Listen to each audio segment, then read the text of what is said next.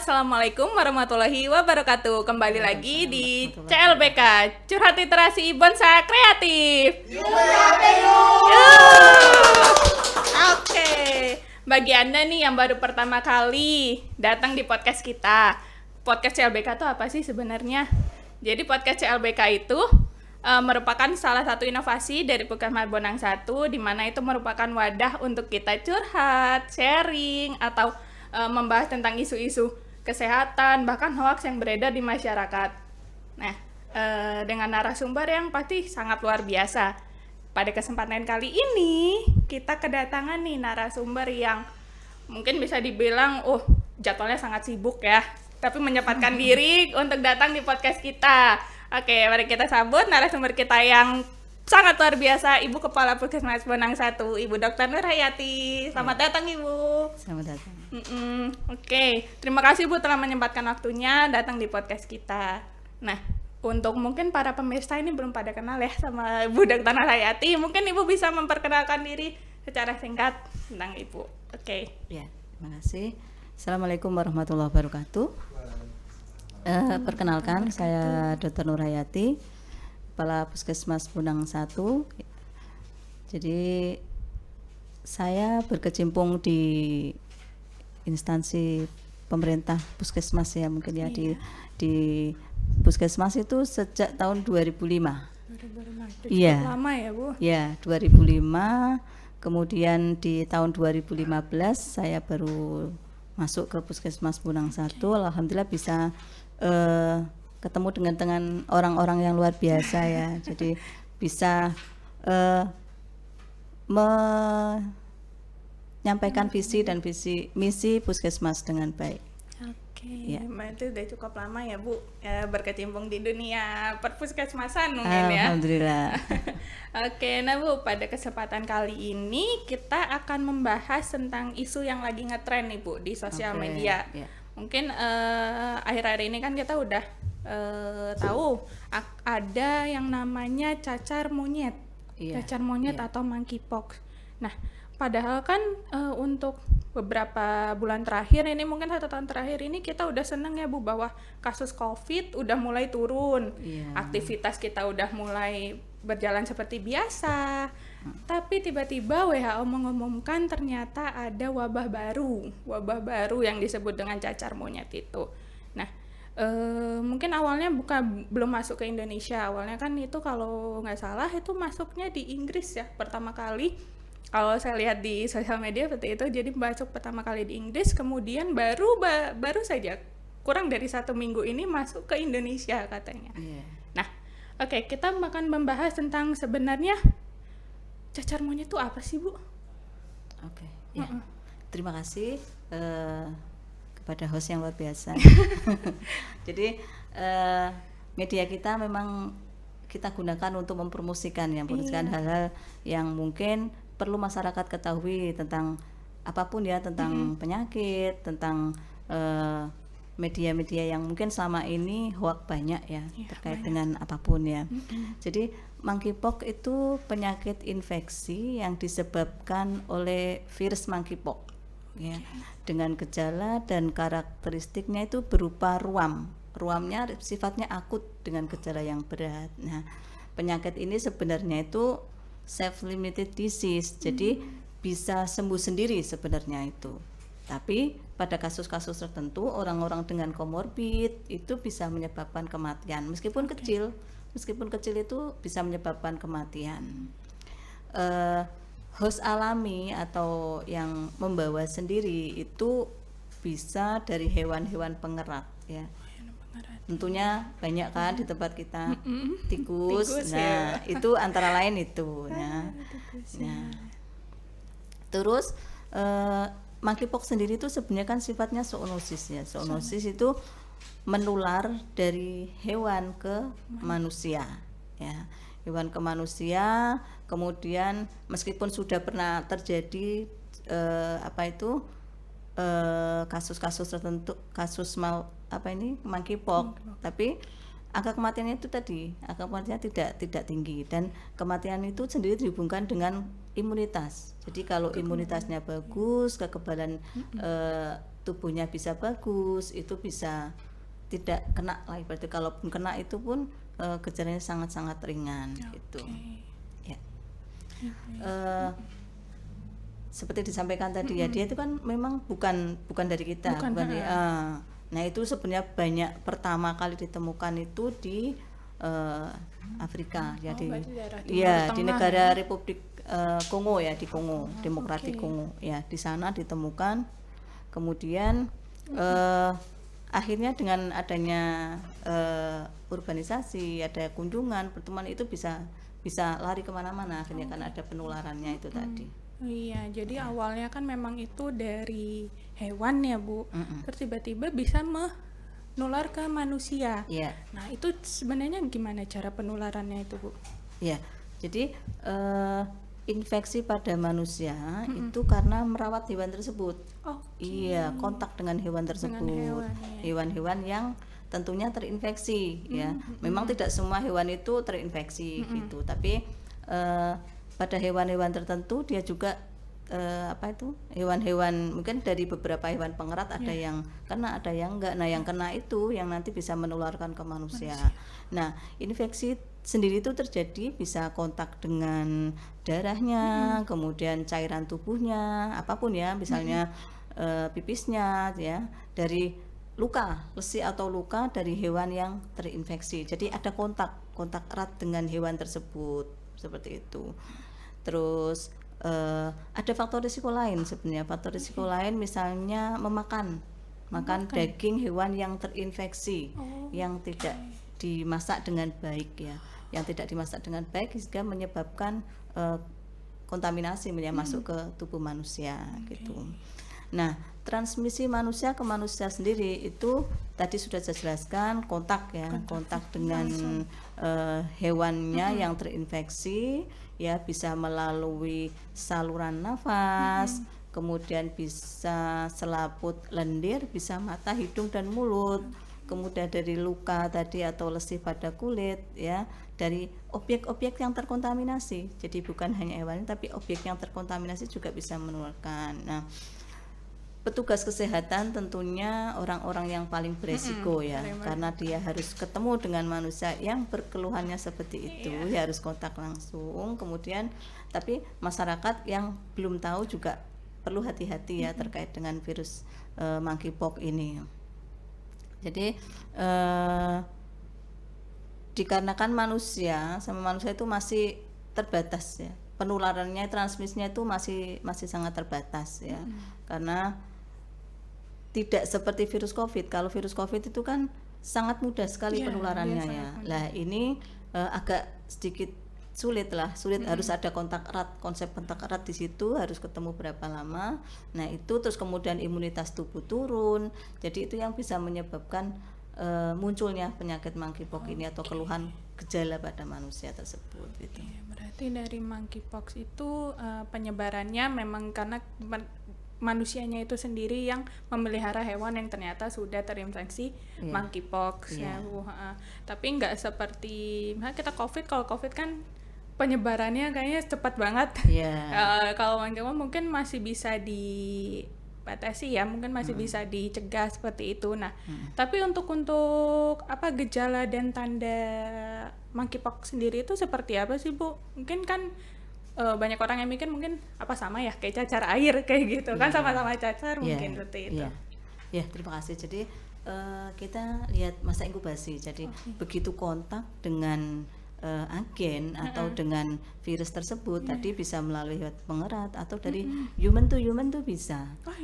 Iya, jadi lewat spread itu bisa pernah dilaporkan seperti itu. Jadi apa yang disampaikan ahli kemarin di tanggal sekitar 22 Juli tahun 2022 juga itu penelitiannya seperti itu, bisa dilakukan dari manusia ke manusia.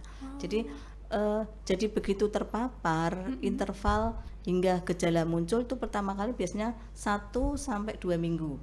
Tapi namun dilaporkan mempunyai rentang waktu 5-21 hari itu juga bisa. Berarti bisa sampai 3 minggu. Iya. Nah, periode infeksi itu ada 2 fase ya. Jadi fase akut atau prodromal itu 0-5 hari. Itu ditandai dengan adanya demam, sakit kepala, kemudian pembesaran kelenjar getah bening, nyeri punggung, nyeri otot dan lemas ya. Kemudian setelah itu masuk ke fase erupsi. Nah, fase erupsi ruam mulai bermunculan tuh ya. Antara 1 sampai 3 hari setelah munculnya gejala demam tadi, dimulai dari bagian wajah dan menyebar ke tubuh maupun ekstremitas. Ini juga yang membedakan dengan cacar-cacar, mungkin penyakit cacar yang biasa kita kenal itu ya. Itu. Jadi dia itu ruam akan menyebar ya, menyebar mulai dari wajah ya. Wajah itu pada hampir 95 kasus gitu. Kemudian telapak tangan ya, khas telapak tangan dan kaki itu sekitar 75%. Kemudian membran selaput dalam mulut ya, itu 70%. Kemudian pada genitalia itu 30%. Nah, dia juga muncul di mata itu, konjungtiva dan kornea itu sekitar 20%. Iya, muncul juga. Sehingga kira-kira membutuhkan waktu 3 minggu lah untuk seluruh bekas itu bisa menghilang gitu. Oke, kalau dari segi apa tadi tanda dan gejalanya ya mungkin memang berbeda ya sama cacar air biasa. Kalau cacar air biasa kan misalnya kita cuma demam terus muncul bintik-bintik, habis itu seminggu hilang. Nah, berarti yang untuk lebih spesifiknya nih Bu, kan tadi hampir sama ya, tetap ada bintik-bintik, tetap ada ruam. Jadi kayak ngebedain biar kita tuh nggak parno mungkin ya. Nah, yang ini monkeypox atau ini cacar biasa ya kayak gitu. Jadi spesifikasinya tuh yang seperti apa, yang lebih lebih mendetailnya gitu untuk membedakannya. Oke, pertanyaannya cukup menarik. Jadi monkeypox sendiri itu kalau di dunia medis kan ada diagnosa banding ya, jadi bisa hampir-hampir sama dengan yang lain. Jadi di diferensial diagnosiskan itu dengan penyakit varicella, ya, measles, kemudian smallpox ya, smallpox yang sudah dieradikasi ya itu. Jadi hampir sama ya. Kemudian infeksi pada kulit, skabies, sipilis, juga alergi juga terhadap obat-obatan juga hampir mirip gitu loh. Nah, pada tahap awal itu dipikirkan dengan demam-demam lainnya juga bisa ya. Nah, yang membedakan tuh nanti di konfirmasi laboratorium. Oke, berarti ada konfirmasi dari lab ya Bu, tetap ada pemeriksaan labnya. Terus mungkin bisa kita bedakan ya dari beberapa hal ya, dari demamnya. Demamnya itu kalau monkeypox itu lebih dari 38 derajat Celcius. Kemudian ruam itu muncul setelah 1 sampai 3 hari. Nah, kalau untuk cacar air ya yang biasa kita kenal itu ya, itu demam sampai tinggi sekali. Biasanya sampai 39 derajat Celcius. Kemudian ruam setelah lebih dari kurang dari 2 hari lah, kurang dari 2 hari.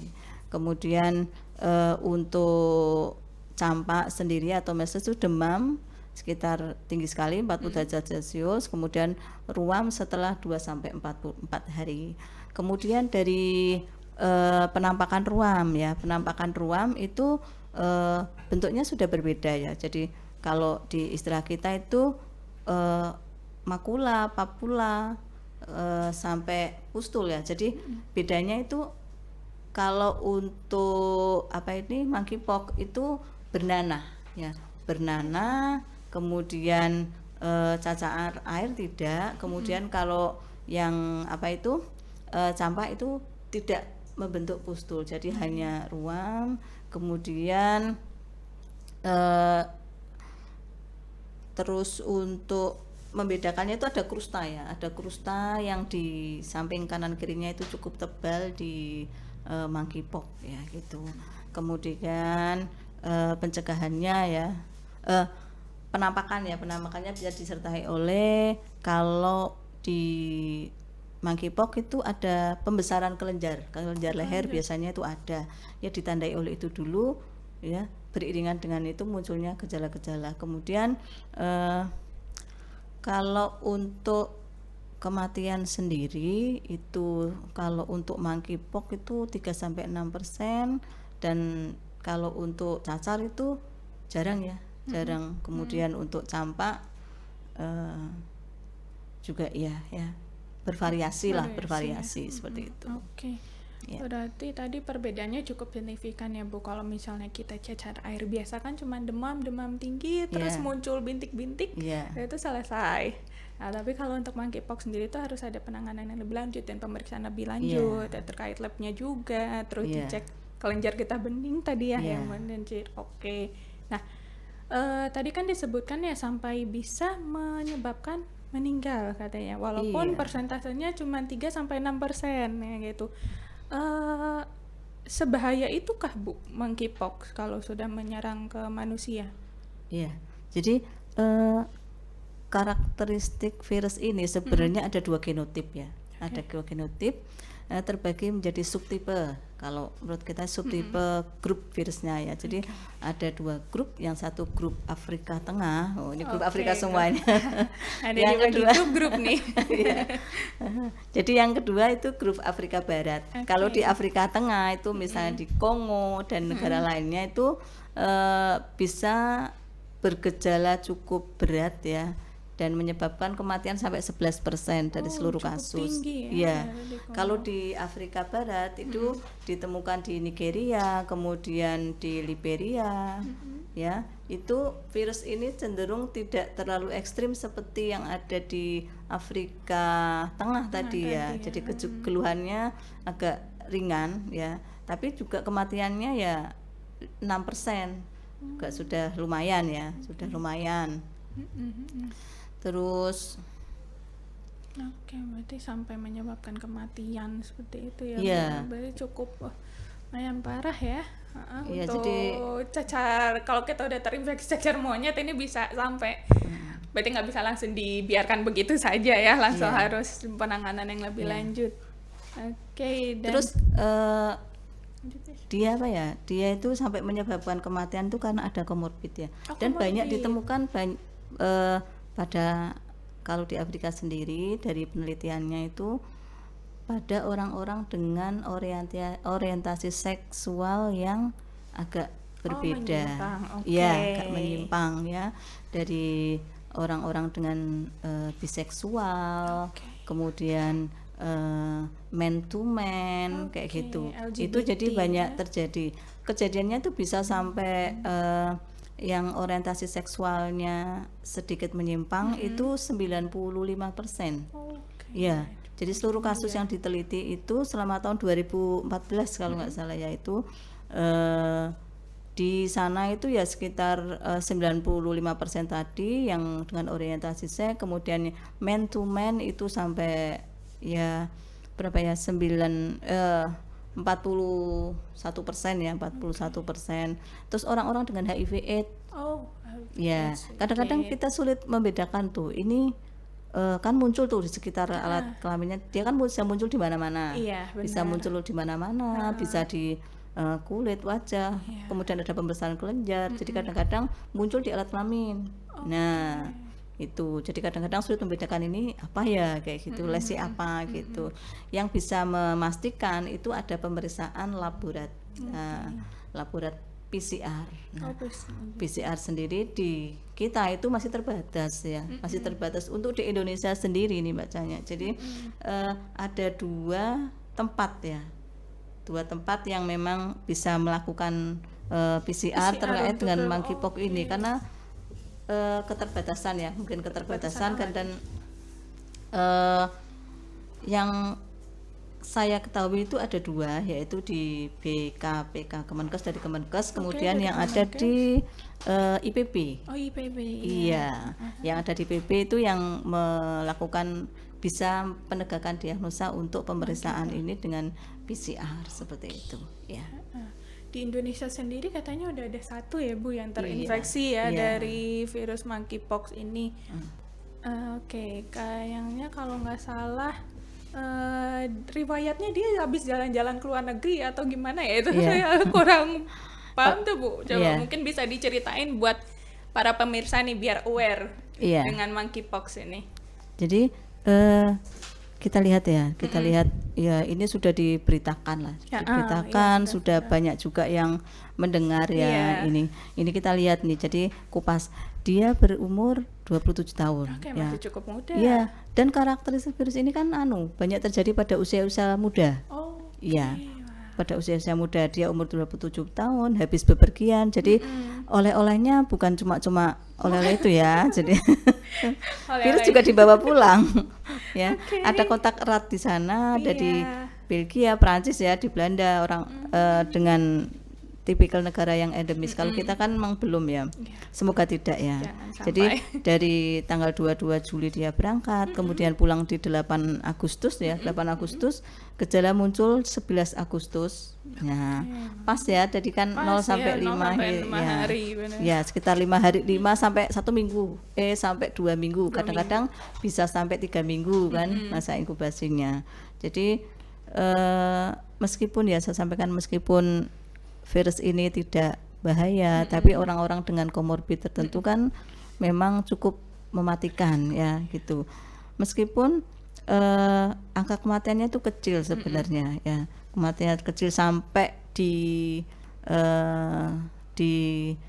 tanggal sekitar 22 Juli kemarin itu ada kasus 39.718 kasus di seluruh dunia ya, dengan angka kematian 0,001%. Jadi hanya 12 orang lah sekitar itu yang meninggal. Dan perlu diketahui juga ya pemirsa, ini juga dilaporkan hampir di 89 negara. Oke, sudah cukup banyak yang menyebarnya. Ya, lumayan.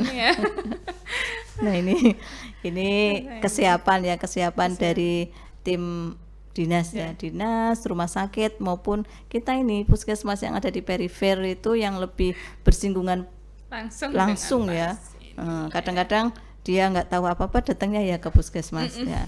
Tapi ya nggak apa-apa, itu memang yang kita harapkan. Jadi dengan mereka datang ke kita kan memang ya itulah kita gitu kan. Yang memang harus dibutuhkan gitu kan gitu, dan memberikan sesuatu yang mungkin mereka butuhkan seperti itu ya.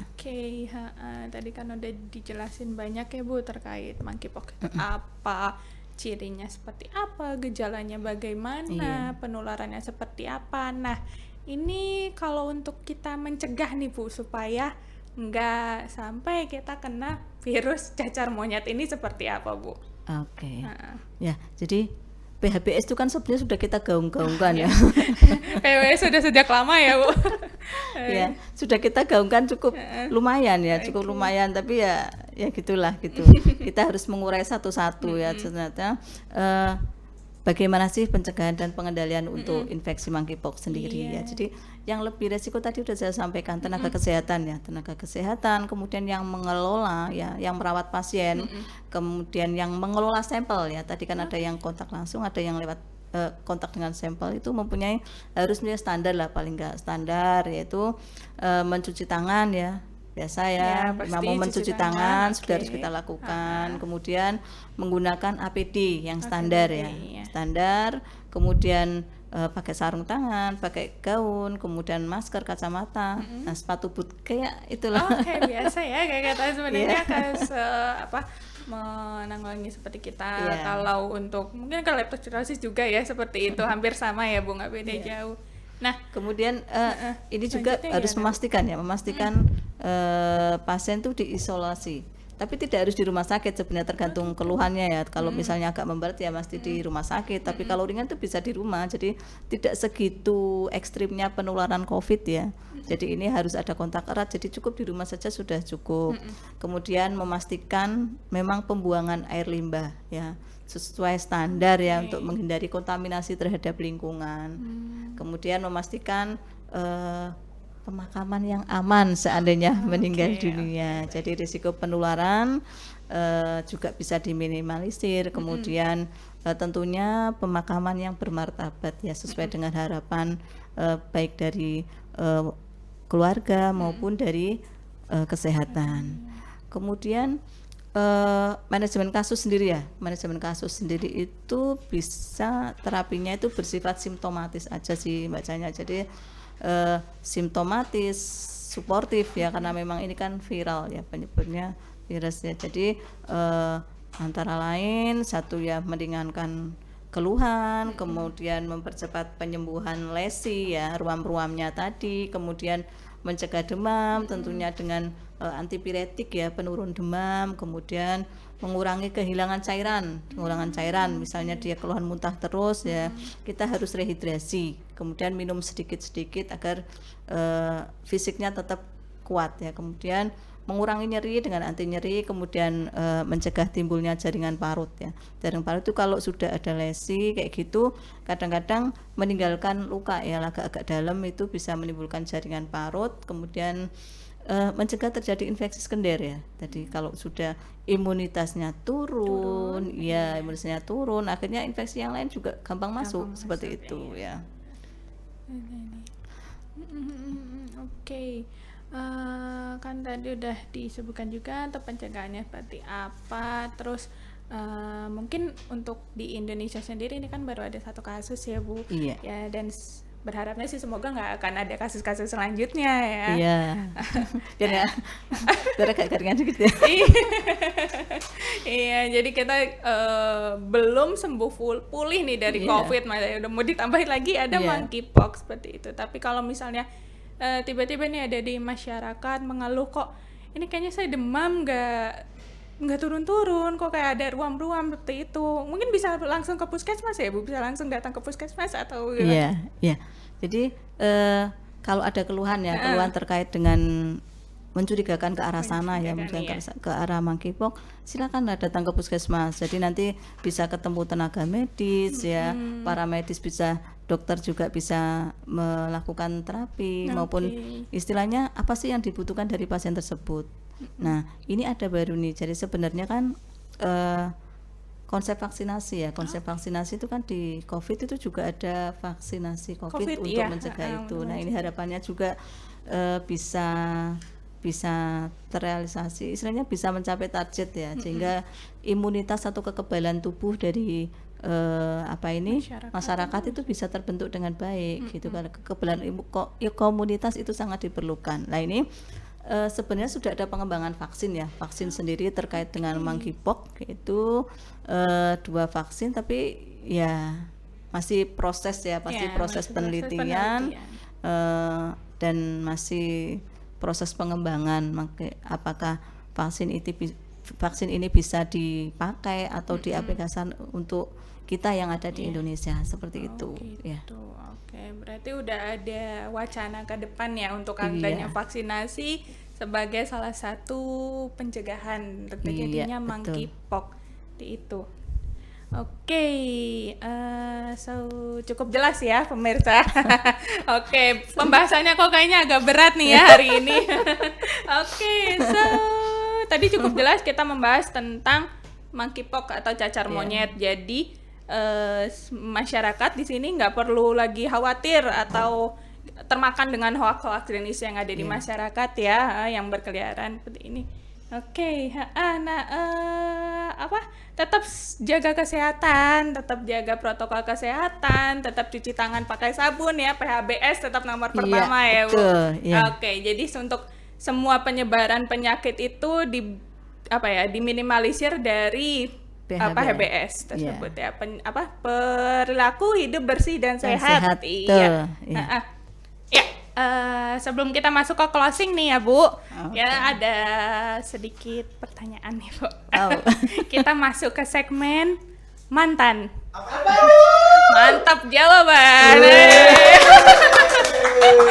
Oke, jadi di sini kita nanti melontarkan pilihan Bu, tapi harus dijawab langsung cepat. Jadi ada spontan nih Bu. Iya. Aduh, deg-degan aku jadi.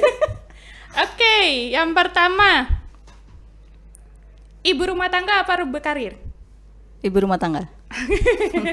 Yang kedua, mentor atau leader? Mentor. Oke, dan yang terakhir nih Bu, yang ketiga, dokter atau kepala puskesmas? Dokter. Oke, coba kita bahas sedikit aja nih Bu. Oke, siap. Kenapa lebih milih ibu rumah tangga Bu dibanding berkarir? Kan selama ini karirnya kan udah berjalan lama nih Bu. Oke.